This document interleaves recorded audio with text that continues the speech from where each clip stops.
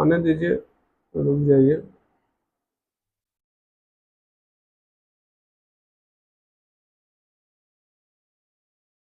क्या हो रहा है? गजब वाला आज। दो क्वेश्चन बचा हुआ है, करने आज देगा नहीं लग रहा है।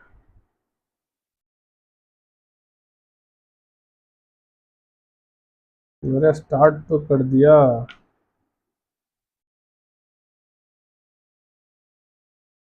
क्या हो गया?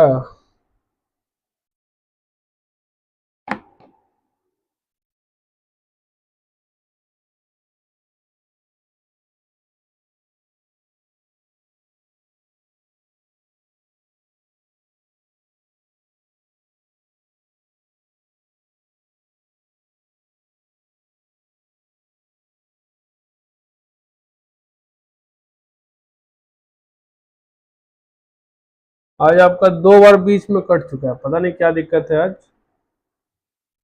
और क्या ही कर सकते हैं। ठीक है, 2 बार बीच में कट चुका है, पता नहीं कुछ प्रॉब्लम हो शायद। हाँ, तो यहाँ पे थे हम लोग। ठीक है, अब इस वाले केस में उसका आंसर कुछ और है, पर मेरे हिसाब से आंसर यही होना चाहिए था, 11.35%। हो सकता है कोई और कैलकुलेशन हो, मैं उस पर क्लियर नहीं हूँ थोड़ा। ठीक है, जब क्लियर हो जाएगा तो समझने की कोशिश हम लोग करेंगे इस चीज़ को, पर मेरे हिसाब से आंसर उसका 11 पॉइंट ठीक तो था, ऐसा कुछ तो फिर आंसर।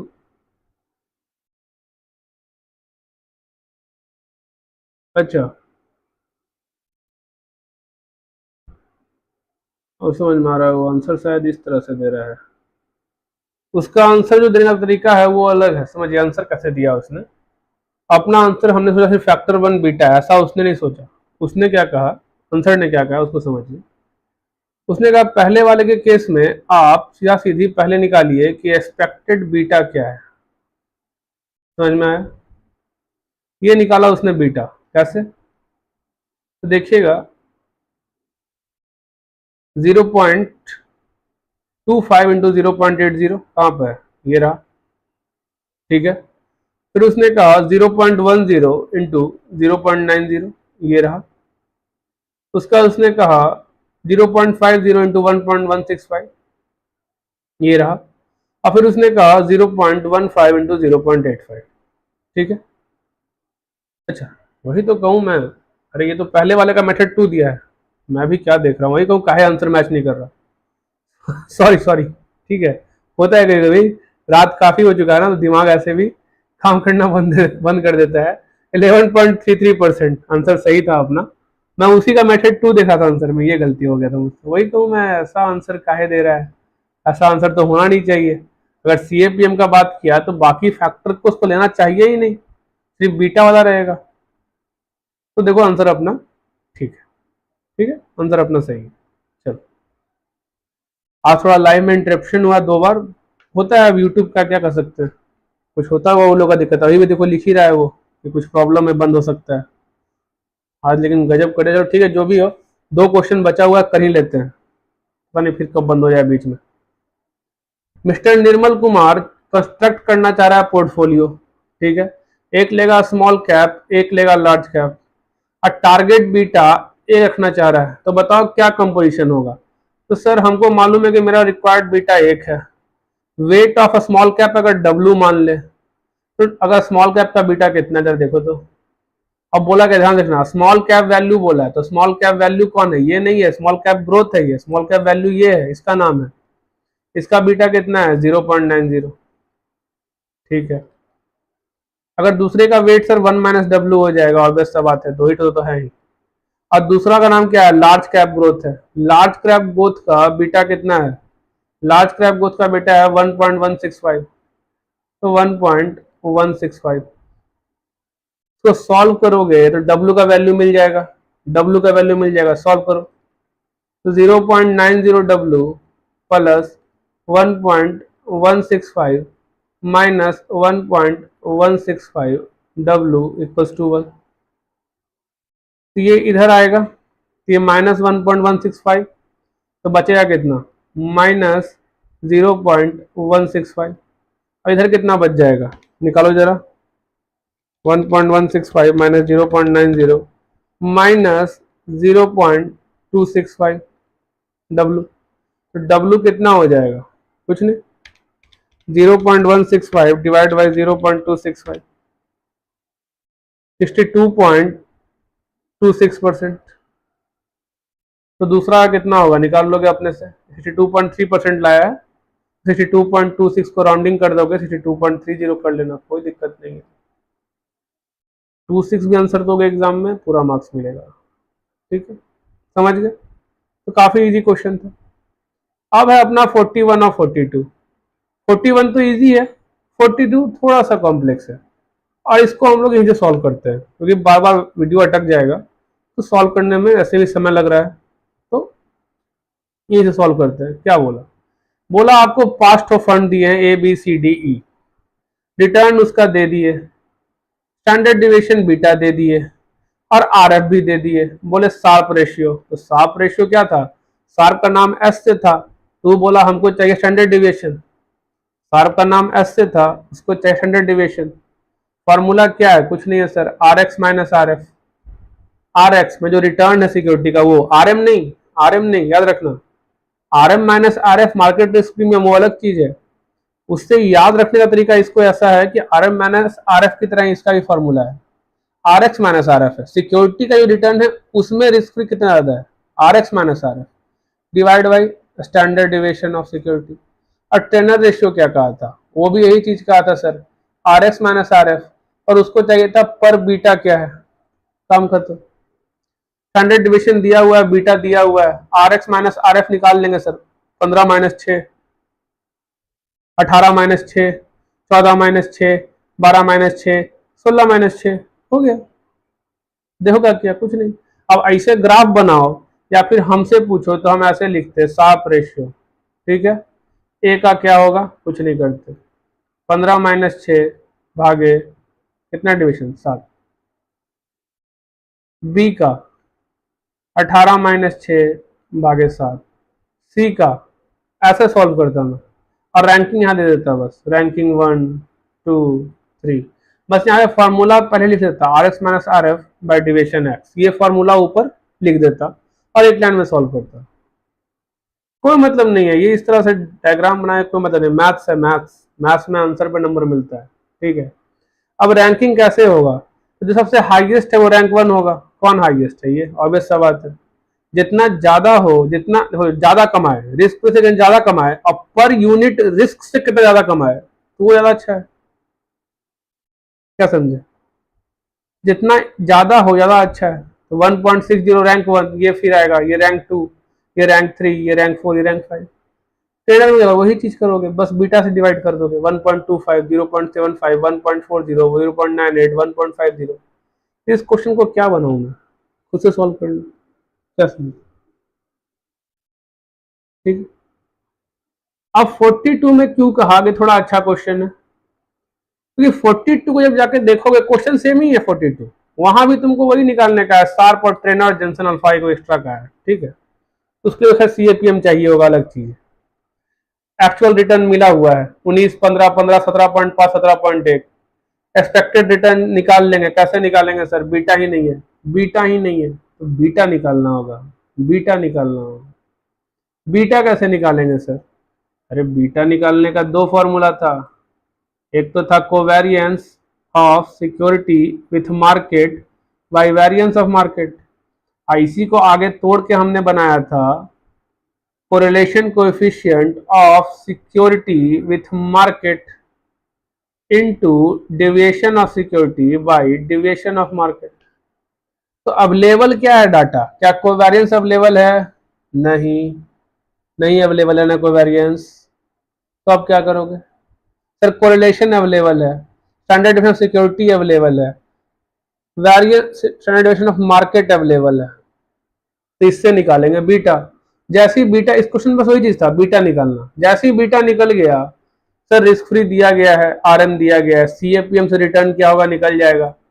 CAPM से रिटर्न निकल गया, जंक्शन अल्फा निकल जाएगा, माइनस करके काम करता। सर बीटा निकल चुका है तो अब सर शार्प मेथड का भी काम हो गया, सॉरी शार्प का नहीं, ट्रेनर का काम हो गया। शार्प तो इसी को यूज करेगा, सार किसको यूज करेगा, उसका नाम एस से है और यूज करता स्टैंडर्ड डिविएशन, बस इतना ही था। तो देख लो इसका सोल्यूशन क्या है। इस तरह का क्वेश्चन तो कैलकुलेटर पे सॉल्व कर लो। बस इसमें था क्या सर, बीटा निकालना मेन काम था बस। बीटा निकल गया, हाँ सर बीटा निकाल लिया हमने। क्या निकाला बीटा, 1.75, 0.90, 0.65, 1.25, 1.90। अब शार्प मेथड में क्या होगा सर, कुछ नहीं, यहाँ पे R X minus R F by deviation X. यहाँ पे क्या होगा sir, R X minus R F by beta X. Beta निकाल लिया हमने। सर यहाँ पे क्या होगा, यहाँ पे होगा actual minus expected as per CAPM. Expected as per CAPM कैसे निकालेंगे सर, रिस्क भी दिया हुआ है कि नहीं दिया हुआ है, R M minus R F दिया हुआ है कि नहीं दिया हुआ है, दिया हुआ है ना आपको। आर एम दिया हुआ है कि नहीं हुआ है, दिया हुआ है 14%, 14 - 9, R M minus R F दिया हुआ है, बीटा हमने निकाल लिया है। तो क्या मेरा सीएपीएम से रिटर्न नहीं निकल जाएगा, समझ में आया। तो 19 में 17.75, तो 1.25 आया। तो बस यही करना है और क्या, इतना इजी है, कुछ करना ही नहीं था, बस बीटा निकालना था इस क्वेश्चन में। बीटा निकल गया, फिर तो रेशियो का तो फॉर्मूला याद ही है सर, निकाल लेंगे। जेसन अल्फा पता ही है सर, निकाल लेंगे। और कोई दिक्कत, कोई सवाल। और पिछला वाला वीडियो अच्छा चल रहा था, फर्स्ट वाला, पता नहीं क्या दुश्मनी है यूट्यूब को मुझसे, बंद ही हो गया। ठीक है, एक तो रात के 1 बजे बैठ के पढ़ा होगा और यूट्यूब वाला आपको आधा क्लास में भगा दे कि सर भाग गए, क्या आधे क्लास में सर भाग गए। ठीक है, तो अपने पास बचा क्या है सर, क्वेश्चन नंबर 35 ले देख। ठीक है, तो क्वेश्चन नंबर 35 को समझेंगे हम लोग अच्छा से। तो एक अच्छा क्वेश्चन, तो ऐसा क्वेश्चन एग्जाम के पहले ही पढ़ो, ज्यादा अच्छा है। ठीक है, याद रहने वाला है नहीं वो ऐसा फॉर्मूला है, इसको एग्जाम के जस्ट पहले पढ़ो, और अगर एग्जाम में आ गया तो आंसर निकाल लो। क्या समझे, क्वेश्चन नंबर 35 का फॉर्मूला ही ऐसा है कि उसको याद रख पाना पॉसिबल नहीं। उसका तरीका क्या है, एग्जाम के जस्ट पहले पढ़ो और एग्जाम में अगर आ गया तो बस लिख दो। कोई सवाल हो तो पूछ लो, क्या कि यूट्यूब का लक्षण अच्छा नहीं बुझा रहा, या फिर मुझे वही लिख रहा है कि वो स्ट्रीम हेल्थ खराब है, बंद होने वाला है। ठीक है, तो आज तो बन गया 3 पार्ट, करते करते एक ही क्लास का।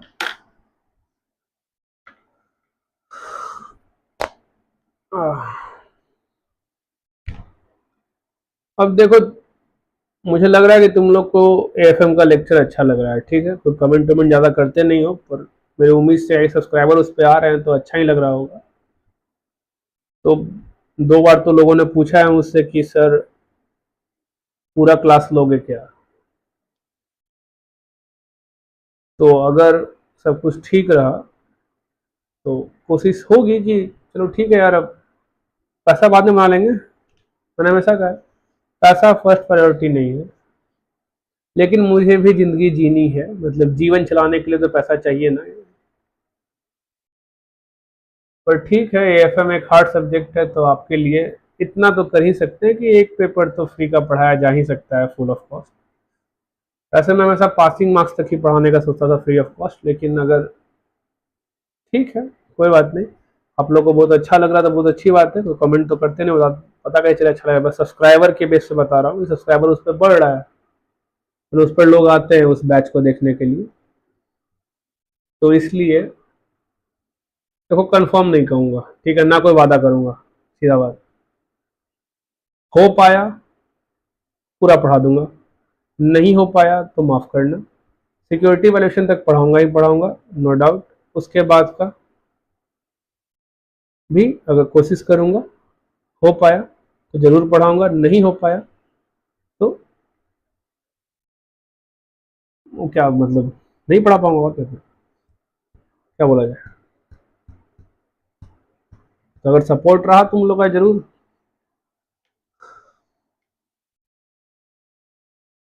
वैसे हाँ देखो, सबसे मेन चीज, बेस्ट ऑफ लक कल के एग्जाम के लिए। ठीक है, एफ आर है तुम्हारा, तो एफ आर से लिखना, और एफ आर में तो क्या कुछ गाइडेंस है ही नहीं, वहाँ तो बस वही है, पर एफ आर ईजी है ए एफ एम से, मुझसे पूछो तो एफ आर ईजी है ए एफ एम के मुकाबले। एफ आर में ज़्यादा कुछ है नहीं, इंडेस है ठीक है, कॉम्बिनेशन नहीं भी आता है, कंसोलिडेशन नहीं भी आता है, फिर भी मेरे पास 70 to 80 मार्क्स का पेपर है सॉल्व करने के लिए, सॉल्व कर सकता हूँ। हाँ वैसे देखो मेरा प्लान ये भी था कि चलो इस बार तो खैर नहीं हो पाया, सितंबर वाले बैच में हम लोग कोशिश करेंगे कि एफ आर का 2 ही चैप्टर पढ़ाऊंगा, ठीक है, कॉम्बिनेशन और कंसोलिडेशन, ये 2 चैप्टर तुम्हारा एफ आर का पढ़ाऊंगा मैं, ठीक है। अगर इच्छा हो तो वहाँ आना, देखना, और अच्छा लगे तो बताना। कॉम्बिनेशन और कंसोलिडेशन, ये 2 चैप्टर आप लोग का मैं एफ आर का कंप्लीट करूंगा।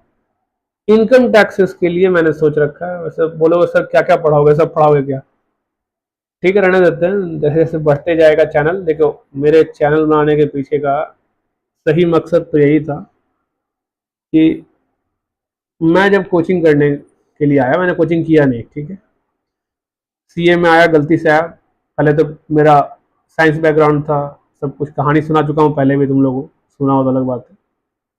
तो वहाँ से सीए में आया फेल होने के बाद, और वैसे बात है 12th, तो मैंने कोचिंग नहीं की, ठीक है, कारण सिंपल था, मैं काफ़ी पैसे पहले बर्बाद कर चुका था, ठीक है, और कोचिंग में पहले भी उतना नहीं करता था। मैंने, मेरा कोचिंग का इतिहास पूछो तो 9th और 10th यही 2 क्लास मैंने कोचिंग की अपने लाइफ में, उसके बाद मैंने मोर और लेस कोचिंग नहीं की, समझे, तो इसलिए मैंने घर से पैसे लिए नहीं, तो खुद से पढ़ा। तो मुझे लगा कि भाई चलो लोगों को पढ़ाया जाए, क्यों पढ़ाया जाए, क्योंकि बहुत से लोग हैं जो मैंने देखा फील्ड में आने के बाद पैसे नहीं होते हैं यार। सीए फील्ड में लोग, सीए फील्ड चुनने का लोग बहुत सा कारण बोलते हैं, और उनमें मैं मुख्य कारण 2 ही मानता हूँ। एक, जिनको मैथ समझ में नहीं आया, सीधा बात, नो डाउट, मैथ समझ में नहीं आया, सीए में आए, कॉमर्स में आए फिर सीए में आए। दूसरा मैं मानता हूँ सस्ता है, लो कॉस्ट कोर्स है, मैंने इससे सस्ता इंडिया में कोई भी कोर्स नहीं है जो तुमको एक हाईली स्किल्ड इंसान बनाता है, मतलब इज्जतदार आदमी बनाता है मार्केट के अंदर। तो बहुत से लोग इसलिए भी आते हैं इस फील्ड में, उनके पास पैसे नहीं है। तो मैं यही 2 चीज़ मानता हूँ इस फील्ड में आने का, बाकी लोग 50 चीज़ बोलते हैं क्यों फील्ड में आ नहीं आया, वो अलग बात है। मैं ये 2 चीज़ मानता हूँ।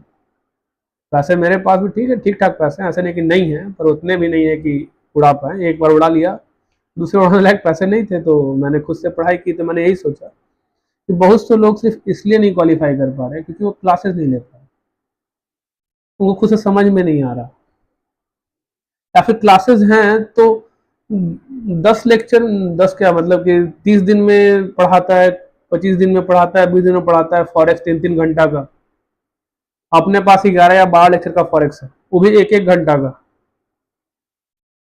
सिर्फ 1 घंटा का, और सारे कॉन्सेप्ट लगभग cover, total more than 98% concept cover है। हो सकता है कुछ इक्का दुक्का क्वेश्चन, एक्सट्रीम अलग तरह का क्वेश्चन नहीं कवर हुआ हो, पर इतना तो कवर है कि तुम खुद से सॉल्व कर सकते हो, आएगा कुछ भी नया क्वेश्चन है भी तो। अब टू बी फार्मूला, ऐतिहासिक फार्मूला मैं तो उसे कहता हूँ, टू बी फार्मूला, जिसने फॉरेस्ट का ये टू बी फार्मूला समझ लिया, फॉरेस्ट उसके लिए मल्टीप्लीकेशन और डिवीजन ज्यादा कुछ है ही नहीं। To be formula by mister एटिसिस्ट, मैं इसको अपना नाम जरूर देता हूँ, और मुझे उम्मीद है ये ऐसा फार्मूला है कि आने वाले समय में सारे लोग पढ़ाएंगे, क्योंकि ये फॉरेस्ट को इतना इजी कर देता है, इतना इजी कर, इतना इजी फॉरेस्ट हो नहीं सकता। बाकी चलो ठीक है, कोई सवाल तो है नहीं, कहानी मैंने अपना सुना दिया पूरा तुम्हें। बाकी वही चीज़, अगर सब कुछ सही रहा तो ज़रूर पढ़ाऊँगा, नो डाउट पूरा लेक्चर पढ़ाऊँगा, लेकिन अगर समय सही नहीं रहा तो देखेंगे आगे। अभी के लिए सिक्योरिटी वैल्यूएशन तक ख़त्म हो जाएगा, उसके बाद अगर ऐसे ही चलता रहा तो IRM, IFM, फिर कैपिटल बस्टिंग, फिर कॉर्पोरेट वैल्यूएशन, फिर मर्जर एक्विजिशन और म्यूचुअल फंड, खत्म। तो चलो